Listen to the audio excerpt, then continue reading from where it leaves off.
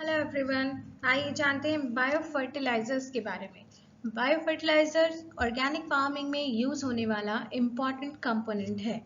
Bio fertilisers actually micro organisms होते हैं जिनका यूज न्यूट्रिएंट्स की अवेलेबिलिटी को सॉइल में बढ़ाने के लिए किया जाता है। इसीलिए इन्हें बायो फर्टिलाइजर्स बोलते हैं, क्योंकि बेसिकली फर्टिलाइजर्स का काम भी यही होता है कि वो सॉइल में न्यूट्रिएंट्स की संख्या को बढ़ाते हैं और ऐसे जो न्यूट्रिएंट जो कि कॉम्प्लेक्स फॉर्म में सॉइल के अंदर प्रेजेंट होते हैं उनको अवेलेबल फॉर्म में कन्वर्ट करने का काम भी बायो फर्टिलाइजर्स करते हैं।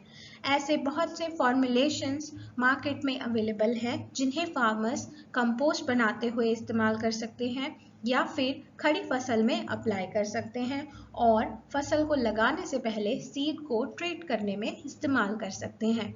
तो आइए डिटेल में जानते हैं ये बायो फर्टिलाइजर्स क्या हैं और ये कौन कौन से माइक्रो ऑर्गेनिजम्स हैं। Biofertilizers, most commonly known as microbial inoculants, are artificially multiplied cultures of certain soil organisms that can improve soil fertility and crop productivity. The commercial history of biofertilizers began with the launch of nitrogen or nitrogen by Knoop and Hiltner, a laboratory culture of rhizobia. Actually nitrogen जो था वो या nitrogen कह सकते हैं rhizobia का ही culture था जिसको लॉन्च किया गया 1895 में, followed by the discovery of Azotobacter and then the blue-green algae and a host of other microorganisms. In India, the first study on legume Rhizobium symbiosis was conducted by N.V. Joshi, and the first commercial production started as early as 1956.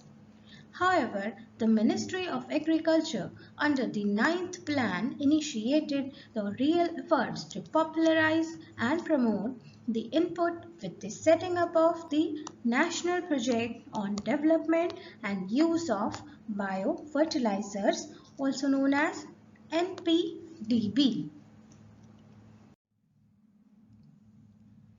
To attain production targets, the Government of India implemented a central sector scheme called National Project on Development and Use of Biofertilizers during the 9th year plan, and it was aimed for the production, distribution and promotion of biofertilizers. A National Biofertilizer Development Center was established at Ghaziabad as a subordinate office of the Department of Agriculture and Cooperation with 6 regional centers. Fertilizer Control Order, जिसको FCO भी बोलते हैं, ये 1985 में आया था और this was for statutory control quality control requirement of biofertilizers and organic fertilizer, ताकि organic fertilizer या biofertilizer इनकी क्वालिटी को कंट्रोल किया जा सके। इस ऑर्डर के अंदर जो है वो रेगुलेशंस दिए हुए थे जिनको फॉलो करना मैंडेटरी था। Government of India has been encouraging use of biofertilizers instead of chemical fertilizers through state government under various scheme और programs. ये कौन से programs हैं? ये है परंपरागत कृषि विकास योजना PKVY, Mission Organic Value Chain Development for North Eastern Region यानी कि MOVKEDNER और National Mission on Oilseed and Oil Palm NMOOP और National Food Security Mission NFSM. ICAR under Network Project on Soil Biodiversity, that is biofertilizer, has developed improved and efficient strains of biofertilizers specific to different crops and soil types. इस programme के अंदर जो strains develop किए गए हैं ज़रूरी नहीं कि वो किसी एक सिंगल माइक्रो ऑर्गेनिज्म के ही वेरिएंट हो, बल्कि bio fertiliser can be combination of various micro organisms including bacteria, including VAM, vesicular arbuscular mycorrhiza, including some fungal genus and some algae. ICR study indicates that biofertilizers can improve crop yields by 10 to 25% and supplement costly chemical fertilizer जो कि nitrogen और phosphorus को replenish करने के लिए अक्सर use किए जाते हैं by nearly 20 to 25% in most of the cases when used along with the chemical fertilizer. तो अगर हम इन्हें चाहें तो ऑर्गेनिक फार्मिंग के कंपोनेंट की तरह यूज कर सकते हैं या फिर INM जो इंटीग्रेटेड न्यूट्रिएंट मैनेजमेंट है उसमें इसको केमिकल फर्टिलाइजर्स के साथ में यूज कर सकते हैं। अगर बायो फर्टिलाइजर्स को क्लासिफाई किया जाए तो वो 7 क्लासेस में क्लासिफाई हो सकता है। नाइट्रोजन फिक्सर्स वैम में जो कि एक्चुअली रूट और फंगस का एसोसिएशन होते हैं। प्लांट ग्रोथ प्रमोटिंग राइजोबैक्टीरियाज ये अलग ही कैटेगरी है जिसमें प्लांट की ग्रोथ को प्रमोट करने वाले सब्सटेंसेस रिलीज होते हैं रूट जोन के अंदर। Then sulphur solubilizing microbes, phosphorus solubilizing bacteria largely known as PSBs, Azolla और potash solubilizing microbes। Nitrogen fixers जो है 2 तरह के होते हैं, एक तो बैक्टीरिया होते हैं और एक होते हैं ब्लू ग्रीन एल्गी जिन्हें BGA भी कहते हैं या साइनोबैक्टीरिया भी बोला जाता है इनको। जो बैक्टीरिया नाइट्रोजन फिक्सेशन का काम करते हैं वो होते हैं राइजोबियम, एजोडोबैक्टर, माइकोबैक्टीरियम, एजोस्पाइरलम और बैसिलस। नाइट्रोसोमोनास एक बैक्टीरिया का नाम जो हम अक्सर सुनते हैं, नाइट्रोसोमोनास और नाइट्रोबैक्टर, ये जो होते हैं ये आपके नाइट्रोजन के जो फिक्स्ड फॉर्म्स हैं उनको एक फॉर्म से दूसरी फॉर्म में बदलने का काम करते हैं। और आपके जो PSB की ग्रुप है, PSB ग्रुप में आते हैं Pseudomonas, Bacillus, Rhizobium, Burkholderia, Achromobacter, Agrobacterium, Micrococcus, Aerobacter, Flavobacterium and Erwinia. Azolla में 2 स्पीशीज देखी गई हैं, अज़ोला फिलिकुलॉइड्स और अज़ोला रूब्रा। वैसे ही पोटेशियम solubilizing माइक्रोब्स में फ्रेट्यूरिया ऑरेंशिया एक बैक्टीरिया है जो कि यूज होता है फास्फोरस के और पोटाश के सॉल्युबलाइजेशन के लिए। आइए अब कुछ पॉपुलरली एक्सप्लोर्ड बायोफर्टिलाइजर्स के बारे में डिटेल से जानते हैं। सबसे ज़्यादा एक्सप्लोर किया गया जो बैक्टीरिया है वो है राइजोबियम। राइजोबियम नाइट्रोजन फिक्सेशन का काम करता है। These are the inoculants which are known for their ability to fix atmospheric nitrogen in symbiotic association।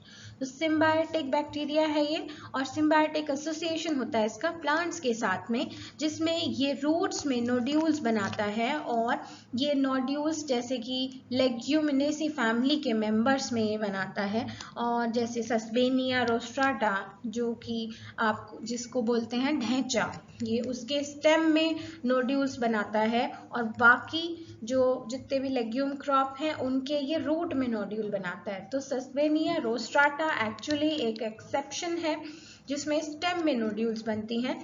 Rhizobium is a symbiotic biofertilizer that can be used for legume crops and trees। इसकी बहुत सी species हैं जो कि अलग अलग crop के लिए specified हैं, जैसे कि राइजोबियम ट्राइफोली ये बरसीम के लिए, राइजोबियम मेलिलोटी ल्यूसर्न के लिए, राइजोबियम फैजियोली ग्रीन ग्राम के लिए, ब्लैक ग्राम के लिए, और राइजोबियम जैपोनिकम सोयाबीन के लिए, राइजोबियम लेग्यूमिनोसेरम पी के लिए और लेंटिल के लिए, और राइजोबियम ल्यूपिनी चिकपी के लिए। दूसरा बैक्टीरिया है एजोडोबैक्टर। एजोडोबैक्टर जो है ये फ्री लिविंग बैक्टीरियाज होते हैं and this has been found beneficial to a wide array of crops covering cereals, millets, vegetables, cotton, and sugarcane. It is free-living and non-symbiotic nitrogen-fixing organism that can also produce certain substances good for health of and growth of plant and antibodies that suppress many root pathogens. तो ये additional benefit के साथ में आता है. Then we have Azospirillum. Azospirillum is also a nitrogen-fixing microorganism beneficial for non-leguminous plants. Azotobacter की तरह ही benefits इसमें दूसरे भी हैं, जैसे कि ये नाइट्रोजन को तो एनरिच करता ही है और उसके साथ साथ में प्लांट ग्रोथ को बढ़ाता है bye releasing plant growth promoting substances. Blue green algae यानी BGA और अजोला ये भी नाइट्रोजन फिक्सेशन का काम करते हैं, न्यूट्रिएंट सॉल्युबलाइजेशन का काम करते हैं और प्लांट ग्रोथ प्रमोटिंग सब्सटेंसेस जैसे कि विटामिन B12 का ये सिक्रेशन करते हैं और इससे सॉइल की ना सिर्फ कंडीशनिंग होती है बल्कि इसमें एरिएशन को इम्प्रूव करते हैं, ये वाटर होल्डिंग कैपेसिटी को इम्प्रूव करते हैं and they also add biomass when decomposed after life cycle. ये भी नाइट्रोजन जो फिक्सर्स है BGA, these are also free living and they are found in abundance in India. Azolla एक तरह का एक्वेटिक फर्न है जो कि स्मॉल और शेलो वाटर बॉडीज में या राइस फील्ड के अंदर पाया जाता है और इसका सिम्बायोटिक रिलेशन होता है BGA से, ब्लू ग्रीन एल्गी से, और it can help rice and other crops through dual cropping और green manuring of the soil. यानी कि ये क्या करता है कि आप चाहें तो साथ साथ में अजोला लगा के अजोला को एज अ फॉडर क्रॉप जो है आप सेल कर सकते हो या फिर एज ए ग्रीन मैन्योर जो है इसको पडल कर सकते हो सॉइल के अंदर ही. अगला इम्पॉर्टेंट ग्रुप है फॉस्फेट सोल्युबलाइजिंग और फॉस्फोरस सोल्युबलाइजिंग और मोबिलाइजिंग बायोफर्टिलाइजर्स PSB और बैक्टीरिया भी कह सकते हैं इनको. Phosphorus both native in soil and applied in inorganic fertilizers become mostly unavailable to crop because of its low level of mobility and solubility and its tendency to become fixed in the soil.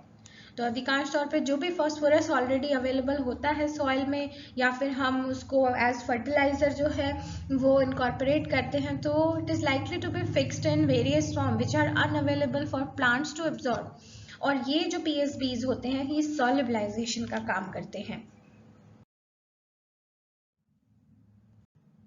Then next we have mycorrhiza. Mycorrhiza is the product of an association between a fungus and a plant root. इसका जो सबसे ज़्यादा popular form जिसको explore किया गया है that is vesicular arbuscular mycorrhiza. WAM is formed by the symbiotic association between the certain Phycomycetos fungi and angiosperm roots. The fungus colonizes the root cortex, forming a mycelial network and characteristic vesicles, which are bladder-like structures, and arbuscules, branch finger-like hyphae. And there are 6 genera of fungi belonging to Endogonaceae, which have been shown to form mycorrhizal association. These are Glomus, Gigaspora, Aculospora, Enterophosphora, Sclerocystis and Scutellospora. ये जो माइकोराइजास होते हैं ये actually these are एंडोमाइकोराइजा जो कि association करते हैं और इससे क्या होता है एक्चुअली जो रूट्स का जो एब्जॉर्प्शन का जो एरिया होता है जो रूट हेयर एक्चुअली होते हैं उसका सरफेस एरिया जो है वो बढ़ जाता है जिससे कि रूट्स की जो अप्रोच है उनकी पहुंच है वो बहुत दूर दूर तक भी जा सकती है अपने जो रिस्ट्रिक्टेड रूट जोन था पहले उससे भी ज़्यादा दूर जिससे कि आसपास का जो फॉस्फोरस फिक्स हुआ है वो भी एब्जॉर्ब किया जा सकता है. अब आता है बात कि ये बायो फर्टिलाइजर्स आखिर अप्लाई कैसे होते हैं। आमतौर पे हम फर्टिलाइजर्स को बैंड प्लेसमेंट, लाइन प्लेसमेंट और ड्रिप इरिगेशन के थ्रू अप्लाई करते हैं, या ब्रॉडकास्टिंग करते हैं, या फिर उन्हें हम लैंड प्रिपरेशन के टाइम पर अप्लाई करते हैं। लेकिन ये बायो फर्टिलाइजर्स को अप्लाई करने के लिए अलग मेथड्स हैं, जैसे कि सीड ट्रीटमेंट। सीड्स को ट्रीट किया जाता है आफ्टर इंसेक्टिसाइड और फंजीसाइड ट्रीटमेंट, बायो फर्टिलाइजर से ट्रीट किया जाता है और छाया में सुखाया जाता है ताकि धूप से कल्चर डैमेज ना हो। सॉइल एप्लीकेशन किया जाता है ड्रेंचिंग के फॉर्म में, और कंपोस्ट एप्लीकेशन होता है कि जो कंपोस्ट इनोकुलेंट के तौर पर जो है आपका इन बायो फर्टिलाइजर्स को यूज़ किया जाता है, जिससे कि कंपोस्टिंग प्रोसेस फास्ट तो होता ही है, और आप उस कंपोस्ट को जब अपने फील्ड में अप्लाई करते हैं तो आप बायो फर्टिलाइजर्स को भी मेन क्रॉपिंग फील्ड में अप्लाई कर देते हैं। इनमें जैसे कुछ सिलेक्टेड लिग्नोसेल्यूलोलाइटिक फंजाई जो है आइसोलेट किए गए हैं, वो हैं Aspergillus awamori F18 strain, Trichoderma viride ITCC 2211, Aspergillus nidulens ITCC 2011, and Phanerochaete Chrysosporium NCIM 1073। अगला मेथड है रूट डिप ट्रीटमेंट। अगर आप कोई ट्रांसप्लांटेड क्रॉप लगा रहे हैं तो जो सीडलिंग्स हैं, सीडलिंग्स को उनकी रूट को जो है सोल्यूशन में, जो कि बायो फर्टिलाइजर कंटेनिंग सोल्यूशन है, उसमें डिप करा के फिर उनकी प्लांटिंग की जाती है। और सेट डिप ट्रीटमेंट आपका होता है शुगर केन के केसेस में।